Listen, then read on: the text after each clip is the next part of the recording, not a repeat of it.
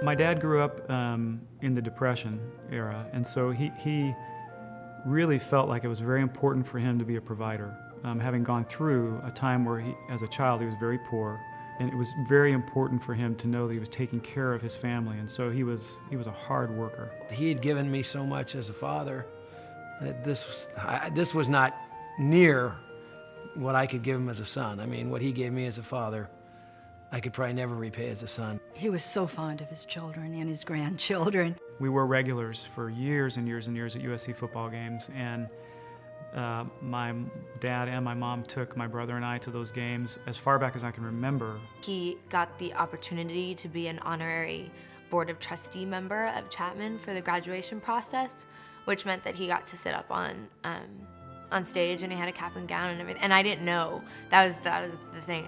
I didn't know that was happening. So my whole family was sitting off to the side, and I saw everybody, and I didn't see him, and I didn't know where he was.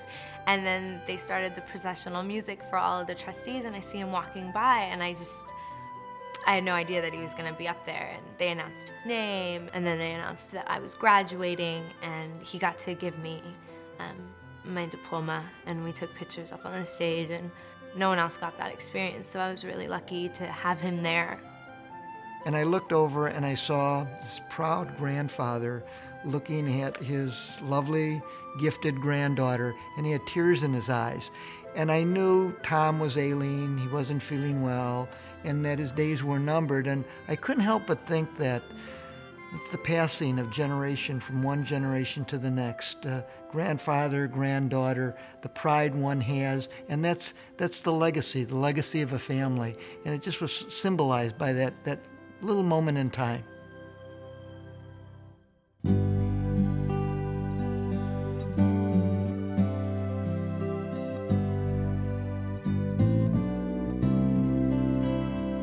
You hear this word born leader. Well, Tom fits that mold.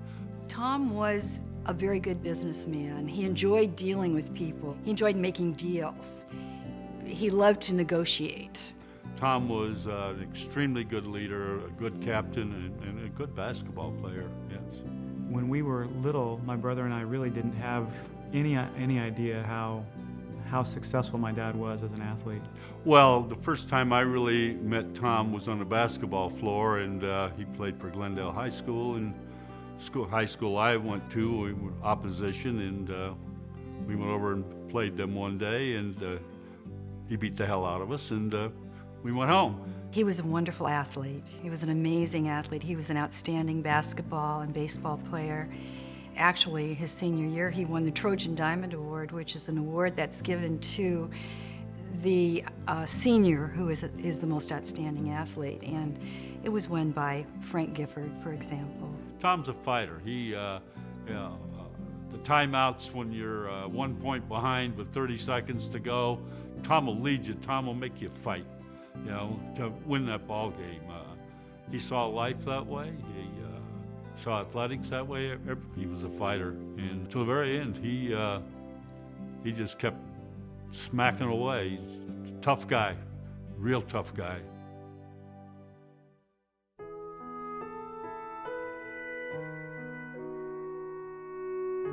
My father had tremendous courage and a very strong will, and he was willing to try anything. I think probably his background as an athlete and the success that he had as an athlete, and having served in the military, he certainly knew what it took to get the job done. He was very strong. He was very courageous, the way he dealt with his illness. He was always positive throughout his entire life. He was always positive that he could accomplish what he wanted to accomplish. I mean, he was genuine. In fact, if anything, As I said, in the later years, even though he was always an outgoing guy, I mean, he showed probably so much courage and character when he was ill, and it didn't affect him. He would carry on as if nothing was wrong. In fact, if you didn't know him and you didn't know that he had had cancer, you would have never told, because he wouldn't say anything about it, and he would never let you know that anything was wrong with him or he was ill or anything like that. I never heard him complain 1 minute about it. I always heard him being encouraged about something the doctor had said. Whether it was good or bad, that was just Tom. He handled that situation like nobody I think I know could handle it. I think my father's greatest strength during the 2.5 years that he battled cancer was his strength of character and his strong will, without question, and his positive outlook. He always said, from the very beginning, he always said that he was going to beat it. And he always had an amazing attitude about it, because he never got down. He never pitied himself. He never said, why me? He was just always, I can deal with this, and I'm going to deal with this. And he tried to make our life as normal as possible. Because of his strong will, my dad far exceeded the doctor's expectations in terms of what his lifespan would be once he was diagnosed. And they were astounded at how long he lived, and not only at how long he lived, but the spirit with which he approached it. That special spirit that he had overcame the illness. It dominated over the illness. He never let the illness become a part of him or change his personality in any way. He was a champ. I mean, he was going to kick it in the butt. That's how he acted about it. He went with such dignity and grace. It was wonderful. It's an example for all of us.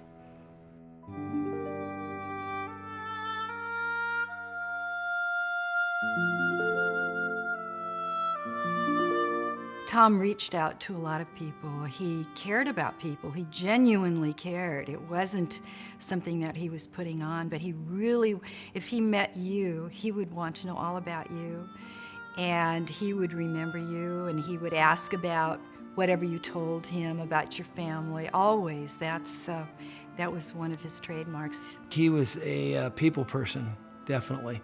He had a lot of friends and a lot of family that cared about him. He really knew how to interact with people. And then he was very passionate and competitive about what he did, whether it was his work or whatever he decided to delve into. And I think that showed through quite a bit. He was always just a very compassionate grandfather. He always took care of us and always was very loving, very affectionate, more affectionate than a lot of my friends' grandparents ever were. Always hugging us, my brother and I, and kissing us, and doing that in public. And a lot of the friends that I had during the time when I was a teenager, for example, that would see that, and they would remark about how they wished, they had that kind of closeness with their father. And wanted the best for people and thought the best of people deep down. And so I think, some of that compassion and caring for people has definitely come through. And he was there to present Kelsey with her degree. Now, typically in a situation like that where other trustees or special friends do that, we'll invite them to be on the podium to present the degree. But typically, the person in that role will just kind of sit back, mind will wander, the person will look incredibly bored until that one moment when his or her daughter or son or grandchild passes across the stage and get up and present the degree to one's relative. Tom, this was a true anomaly. I've never seen it before or since. Every graduate that walked that stage, he would be smiling, he would be cheering on that person. Go for it, congratulations. I never saw such a happy person. And again, this was just a few months before he passed away. But he was as happy as he was with all the other people as he was with his granddaughter, Kelsey. It didn't matter what level or status that individual had. My dad made them feel like they were all important and that he cared about them. Our friends Barbara and Alex Bowie were celebrating the anniversary at Mauna Kea, and Tom was determined that he was going to make that, and this was just a few months before he actually died. He was weak, but he wanted to go, and so we had a room that was quite far from the lobby, and the hotel provided us with a wheelchair, so I would wheel him up to just before we got to the lobby, and then we would take the wheelchair and put it in a little closet behind the lobby, and then he would walk out as if he were just absolutely fine, because it wasn't that he cared about people seeing him in the wheelchair, he just didn't want them to focus on him or his illness, because he wanted the whole weekend, it was a long weekend, he wanted it to be all about Barbara and Alex.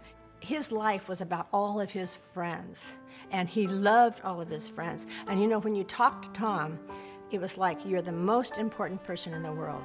He was my best friend throughout all those years. He was terribly positive, very courageous. He had a wonderful personality, a great sense of humor. He loved people. Tom was a friend. To me, that's a big word. Tom was a very, very good friend. Right square down, I'd hand him my life to protect. He's just that kind of guy.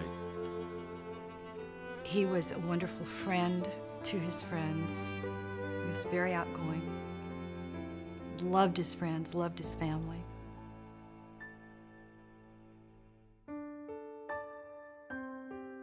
I miss his personality. I miss being with him. I miss his jokes. I miss his sense of humor. And perhaps most of all, when you're with Tom, you would go away feeling better, more positive. It's a better day. You have a better outlook on life. I miss his support. Not that I don't get support from, my whole family's supportive, but he was a very supportive person, and he loved everyone so much. And he had a big heart.